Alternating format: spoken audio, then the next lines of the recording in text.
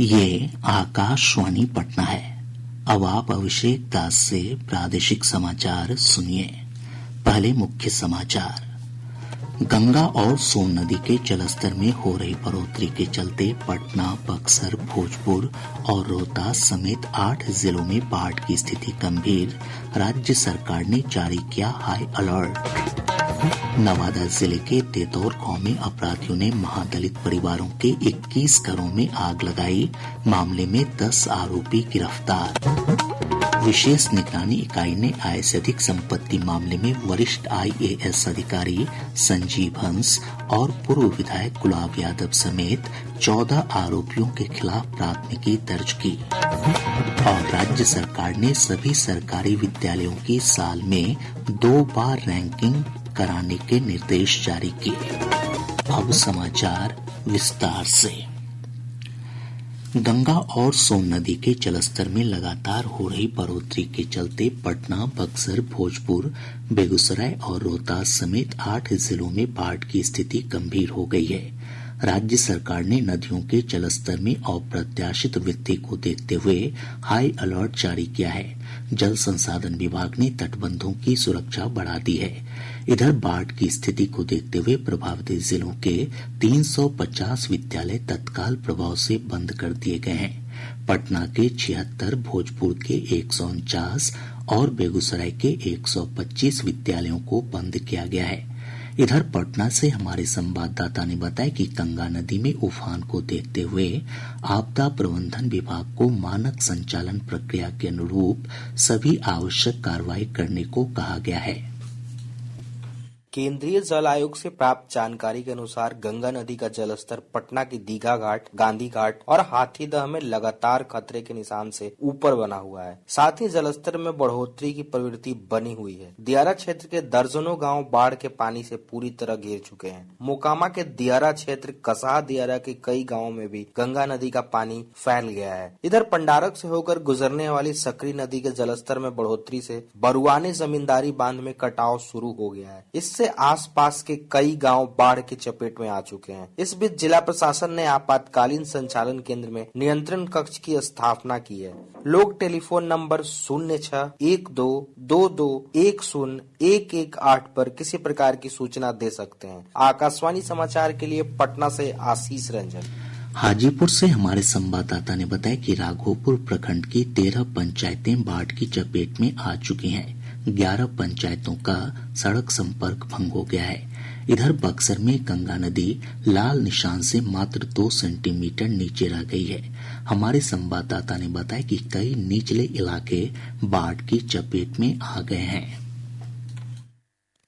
बक्सर जिले के नए इलाकों में बाढ़ का पानी लगातार फैल रहा है। दियारे के गुरुदेव नगर, बिच्छू डेरा, तिलक राय हाता और बेनीलाल के डेरा सहित दर्जनों गांव बाढ़ के पानी से घिर गए हैं। रामदास राय के डेरा स्थित थाना परिसर में पानी घुस जाने के बाद पुलिस कर्मियों ने गंगौली बांध के पास शरण ली है। इधर सिमरी, चक्की, ब्रह्मपुर प्रखंड में भी बाढ़ की स्थिति में कोई सुधार नहीं है। जल संसाधन विभाग की ओर से लगातार बाढ़ निरोधक कार्य चलाया जा रहा है। आकाशवाणी समाचार के लिए बक्सर से शशांक शेखर। भोजपुर जिले में भी बाढ़ की स्थिति लगातार गंभीर बनी हुई है। बड़हरा और शाहपुर प्रखंड बाढ़ से सबसे अधिक प्रभावित हैं। समस्तीपुर से हमारे संवाददाता ने बताया कि गंगा नदी का जलस्तर खतरे के निशान से लगभग 1.5 मीटर ऊपर चला गया है। गंगा के जलस्तर में एक बार फिर वृद्धि के कारण समस्तीपुर जिले के मोहनपुर, मोहद्दीनगर और विद्यापति नगर प्रखंडों के दर्जनों गांवों में बाढ़ का पानी घुस गया है। दियारा इलाकों में सड़कों पर बाढ़ का पानी आ जाने से आवागमन बाधित हुआ है। इन क्षेत्रों के कई विद्यालय भी बाढ़ की चपेट में आ गए हैं। प्रशासन द्वारा विद्यालय को बंद नहीं करने के कारण शिक्षकों और छात्रों को खतरों का सामना करना पड़ रहा है। आकाशवाणी समाचार के लिए समस्तीपुर से कृष्ण कुमार। बेगूसराय से हमारे संवाददाता ने बताया कि जिले के 7 प्रखंडों में बाढ़ जैसे हालात हैं। दियारा क्षेत्रों में लगभग 2 लाख की आबादी बाढ़ से प्रभावित हुई है।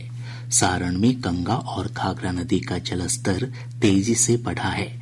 और ब्यौरा हमारे संवाददाता से। सारण जिले के मांझी में 4 स्थानों पर रिंग बांध टूटने से बाढ़ की स्थिति गंभीर हो गई है। जिला मुख्यालय छपरा के निचले इलाकों में भी बाढ़ का पानी प्रवेश करने लगा है। इनई रौजा मार्ग पर बाढ़ का पानी चढ़ जाने से यातायात प्रभावित हुआ है। मकेर, रिविलगंज और पानापुर बाढ़ से सबसे अधिक प्रभावित है। इधर जल संसाधन विभाग की ओर से टूटे बांधों की मरम्मत का काम किया जा रहा है। आकाशवाणी समाचार के लिए छपरा से पवन कुमार सिंह।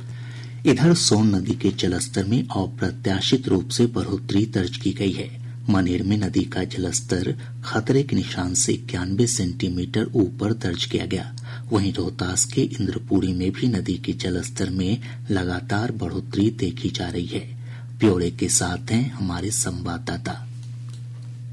रोहतास के इंद्रपुरी बराज से कल 5,22,000 क्यूसेक से अधिक पानी सोन नदी में छोड़ा गया। जल संसाधन विभाग के मॉनिटरिंग सेल के अनुसार सोन नदी के ऊपरी जलग्रहण क्षेत्र में भारी बारिश होने के चलते जल स्तर में लगातार वृद्धि हो रही है। मध्य प्रदेश के बाणसागर जलाशय और उत्तर प्रदेश के रिहंद जलाशय से भी नदी में लगातार पानी छोड़ा जा रहा है। जिला प्रशासन ने किसी भी आपात स्थिति से निपटने के लिए आपदा प्रबंधन विभाग को अलर्ट पर रखा है। साथ ही तटवर्ती इलाकों में लोगों से विशेष सावधानी बरतने की अपील की गई है। आकाशवाणी समाचार के लिए सासाराम से चंदन कुमार। अरवल जिले में भी सोन नदी का जलस्तर तेजी से बढ़ रहा है। जिला प्रशासन ने तटवर्ती क्षेत्र में रह रहे लोगों से ऊंचे स्थानों पर शरण लेने की अपील की है। औरंगाबाद जिले के पारुण, ओबड़ा और दाऊदनगर प्रखंड के तटवर्ती इलाकों में सोन नदी का पानी फैलने लगा है। इधर नालंदा से हमारे संवाददाता ने बताया कि जिले से होकर गुजरने वाली नदियों के जलस्तर में बढ़ोतरी से तटवर्ती इलाकों में बाढ़ का खतरा उत्पन्न हो गया है। झारखंड के तिलैया डैम से पानी छोड़े जाने के बाद जिले के कराय, पसुराय और बिंद प्रखंड से गुजरने वाली सभी छोटी और बड़ी नदियों के जलस्तर में अप्रत्याशित वृद्धि हुई है। नदियों का पानी खेतों में फैल गया है, जिससे धान की फसल को काफी नुकसान हुआ है। इधर लोकायन नदी के जलस्तर में लगातार हो रही बढ़ोतरी के चलते हिलसा प्रखंड में लोगों को ऊंचे स्थानों पर शरण लेने का परामर्श जारी किया गया है। जिला प्रशासन द्वारा प्रभावित क्षेत्रों में सामुदायिक किचन का संचालन किया जा रहा है। आकाशवाणी समाचार के लिए नालंदा से निरंजन कुमार। इधर केंद्रीय जल आयोग से प्राप्त जानकारी के अनुसार पुनपुन, गंडक, बूढ़ी गंडक, बागमती और कोसी नदी का जलस्तर भी कई स्थानों पर लाल निशान से ऊपर चला गया है। मौसम विभाग ने कहा है कि अगले 2-3 दिनों तक राज्य में मानसून की गतिविधियां कमजोर बनी रहेंगी। मौसम विज्ञान केंद्र पटना के वैज्ञानिक ने बताया कि अगले 24 घंटों के दौरान आर्द्र हवा के कारण बक्सर, कैमूर, रोहतास और पटना जिले में बादलों की आवाजाही बनी रहेगी। वहीं कुछ स्थानों पर बूंदाबांदी की भी संभावना है। प्रादेशिक समाचार आप आकाशवाणी पटना से सुन रहे हैं। नवादा जिले के तेतौर गांव में अपराधियों ने महादलित परिवारों के 21 घरों में आग लगा दी। पुलिस के अनुसार प्रथम दृष्टया यह भूमि विवाद का मामला प्रतीत होता है। जिलाधिकारी आशुतोष कुमार वर्मा ने बताया कि मामले में 10 लोगों को गिरफ्तार किया जा चुका है। कृष्णा नगर नदी पर स्थान है नवादा प्रखंड के अंतर्गत। तो यहाँ पर शाम में कुछ घटना हुई है और 21 घर जले हैं। तत्क्षण हमारे अनुमंडल पदाधिकारी और एसडीपीओ और पुलिस बल सब लोग आए, अग्निशमन दल भी आया और आग को बुझाया गया है और इसका विशेष सर्वेक्षण भी हम लोग विस्तृत कर रहे हैं और यहाँ पर गिरफ्तारी भी हुई है 10 आदमी। पुलिस अधीक्षक अभिनव धीमान ने बताया कि घटनास्थल पर पुलिस की टीम लगातार कैंप कर रही है। उन्होंने लोगों से शांति बनाए रखने की अपील की। वहीं अनुसूचित जाति और जनजाति कल्याण विभाग के मंत्री जनक राम ने इस घटना की निंदा की है। उन्होंने कहा कि दोषियों के खिलाफ कड़ी कार्रवाई की जाएगी।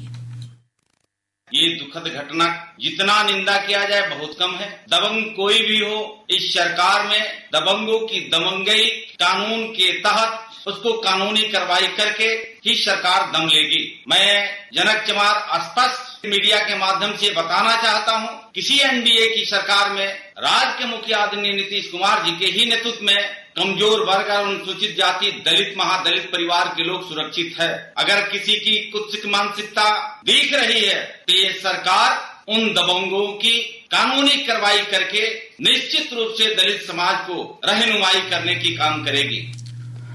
विशेष निगरानी इकाई ने आय से अधिक संपत्ति मामले में भारतीय प्रशासनिक सेवा के वरिष्ठ अधिकारी संजीव हंस और पूर्व विधायक गुलाब यादव समेत 14 आरोपियों के खिलाफ प्राथमिकी दर्ज की है।